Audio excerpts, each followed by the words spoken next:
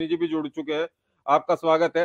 शांति प्रसाद भट्ट जी, क्षेत्रीय दलों की अगर बात करते हैं, क्षेत्रीय दल उत्तराखंड क्रांति दल इस समय लगातार जोर लगा रहा है कि 2022 में हमें सत्ता में आना है। चलिए, सत्ता में नहीं आए, कुछ लोग तो आएंगे, कुछ तो करेंगे। खैर, इस बार जो प्रदर्शन है वो दिखाई दे रहा है कि ठीक ठाक आपका प्रदर्शन चल रहा है। वो तो समय बताएगा 2022 में किस तरीके से, लेकिन अभी कोशिश है आपकी जारी है, तो उसकी हम प्रशंसा करते हैं कि आपकी लोगों की जो कोशिश है, उत्तराखंड क्रांति दल बेहतर कर रहा है।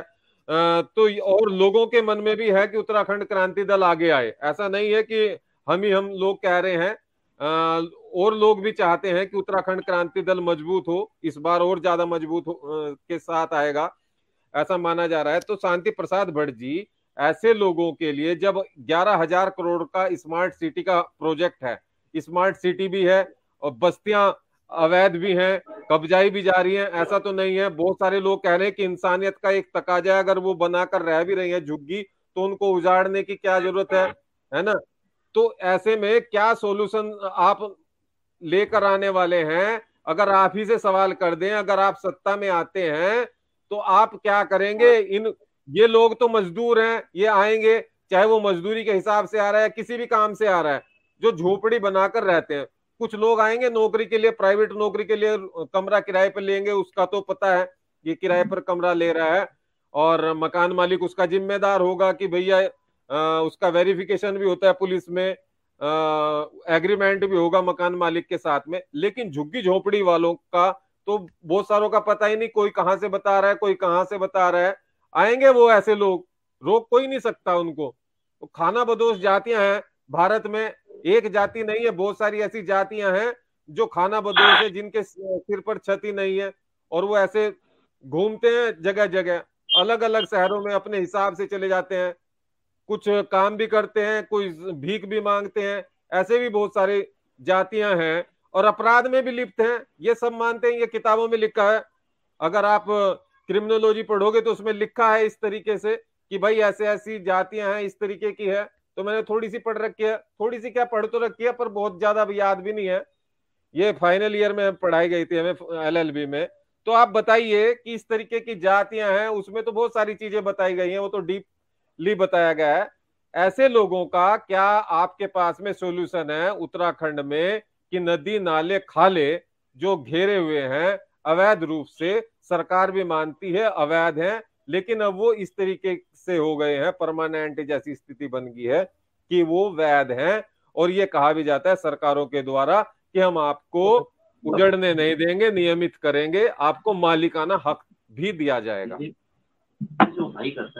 देखिए जयवीर जी, इस बात को समझने की जरूरत है कि आज वर्तमान स्थिति में 20 वर्षों में इस राज्य के अंदर उत्तराखंड के शहरों को कैंसर से ज्यादा खतरनाक स्थिति में लेकर आ गए हैं, और ये हुआ है अनियंत्रित विकास और अनियंत्रित नियोजन के कारण। आज देहरादून के अंदर जनसंख्या का घनत्व तो इतना ज्यादा बढ़ चुका है कि अब इसको संभाल पाना बहुत मुश्किल है। जमीन थोड़ी है और आदमियों की जनसंख्या बढ़ा दी, साथ में हमारे नदी नालों में कब्जे कराकर इन्होंने अवैध बस्तियां बसा दी। हम बार बार कहते हैं कि भारतीय जनता पार्टी हो या कांग्रेस, दोनों भ्रष्ट बेईमान पार्टियां रही हैं। भारतीय जनता पार्टी इसमें एक हाथ आगे इसलिए है कि अब आप देखिए, लोकतंत्र में हम पहली बार देख रहे हैं कि एडवर्टाइज के माध्यम से जनता को सरकार बता रही है कि हमने आपका विकास किया। सरकार एडवर्टाइज से बता रही है कि हम स्मार्ट सिटी बनाएंगे, मगर जब जनता ये सवाल कर रही है कि आप स्मार्ट सिटी बनाओगे कैसे, क्या आप पलटन बाजार का अवैध कब्जा हटा पा रहे हो? अगर आप इतिहास में 104 साल पुराना अगर आप देहरादून का नक्शा देखें तो राजपुर रोड से लेकर पलटन बाजार पूरा जो है नाले में बसा हुआ है, सिंचाई विभाग की जमीन। क्या आप छुड़वा पाओगे? पूरा रिस्पना पुल जो था ऋषि के नाम से थी, वो कम से कम आधा किलोमीटर चौड़ी थी, आज रिस्पना नाला बन गया। तो क्या आप रिस्पना को पूरे स्वरूप में लेकर आ पाओगे? बिंदाल नदी, जिसका इतना चौड़ा घनत्व था कि बिंदाल और कनॉट प्लेस का एरिया लगभग एक सा था कभी जमाने में, तो क्या सिंचाई विभाग की इन जमीनों पर कब्जा हटा पाओगे? कब्जा हटाना तो छोड़िए, इन्होंने वोट के चक्कर में बाहर के लोगों को यहाँ बसाकर उत्तराखंड में देहरादून का स्वरूप बिगाड़ दिया। और उसके बाद आप मजे की बात देखिए, सत्ताएं सीना ठोक कर कह रही हैं कि हाईकोर्ट आदेश करता रहे, हम तो इन झुग्गी झोपड़ियों को नियमित करेंगे, जबकि सब जानते हैं। आप क्या करेंगे? मैंने सवाल आपसे किया, उत्तराखंड क्रांति दल क्या सोल्यूशन लेके आएगा? जी, डिमरी विजय जी है, नमस्कार। नदी के किनारे जिन्होंने कब्जा किया है वो कभी भी नियमित नहीं हो सकती, होगी तो सुप्रीम कोर्ट हाई कोर्ट का डंडा चल पड़ेगा सरकारों पे। मगर झूठ बोलने की इंतहा देखिए कि केवल और केवल झूठ बोलकर जनता को बरगला रहे हैं, और 20 वर्ष में ये सत्ता भी पा रहे हैं। 10 वर्ष कांग्रेस ने, 10 वर्ष भाजपा।